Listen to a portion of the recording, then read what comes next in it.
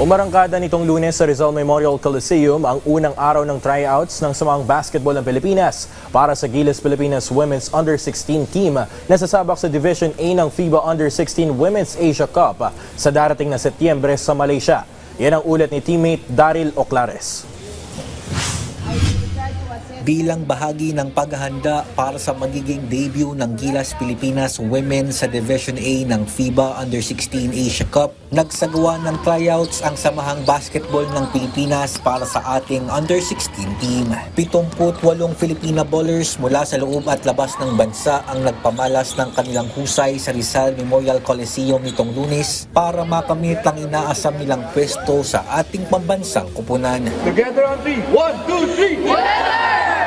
Sa panayam ng PTV Sports kay Gilas Pilipinas Women Head Coach Patrick Aquino, sinabi niyang marami siyang nakitaan ng potensyal na posibleng magsuot ng ating national tricolors.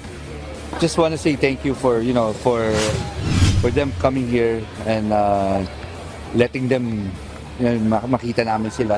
And it's very important for us, especially we're building the under-16 team for the September. And I'm so happy that there's a lot of people came in, a lot of players came in. There are about 78 kids.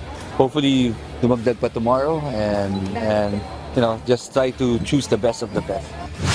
Binigyang detalye naman ni Gilas Women Assistant Coach Julie Amos kung ano mga hinahanap nilang kalidad ng manlalaro para mapanatili ng ating under-16 team ang kanilang estado sa Division A ng torneo. So alam na natin na talagang mas malalaki, mas malalakas na. That's why we have to get more matured players physically. Hopefully we get tall and strong players. And syempre, yung skill pa rin natin ng outside shots, yun yung tinitignan namin kanina. So whatever the materials we have, we just hope na makakukuha pa tayo ng mga talents that could help out for the Gilas Under-16. Mula sa 78, 12 lamang ang pipiliin para sa ating national team, kaya may mensahe sina Aquino at Amos sa mga hindi pa mabibigyan ng pagkakataon sa ngayon na makasama sa Gilas Women. Well, sabi ko lang sa kanya, you have to show up. You're so many here and you really got to show how good you wanted this. And I think that's the part of the level na makikita mo kung sino yung gusto, sino yung okay lang. So I think we've seen some players that were possible to be in the lineup, and hopefully we can get to see more, and hoping na yung iba naman na hindi maganda tomorrow. So yung maganda ngayon, hindi maganda tomorrow.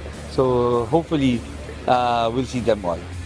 Well, nakita nyo naman kanina nandun yung mga ate nila. They all started just like them. They just want to play basketball. So you just have to continue playing basketball and hopefully you get the chance to improve your skill level and then grow taller as well and be strong. And ang kailangan lang dito is just keep dreaming and then fulfilling your dreams by being competitive, and yung hard work mo lang. Every practice you have to be there. Ngayong Martes ang ikalawang araw ng tryouts, kaya inaanyayahan ng SBP ang mga under-16 Filipina bowlers na pumunta dito sa Rizal Memorial Coliseum ganap na 1:00 ng hapon upang magpakitang gilas at magkaroon ng pagkakataon na makapaglaro para sa ating pambansang kupunan. Daryl Oclares para sa Atletang Pilipino para sa Bagong Pilipinas.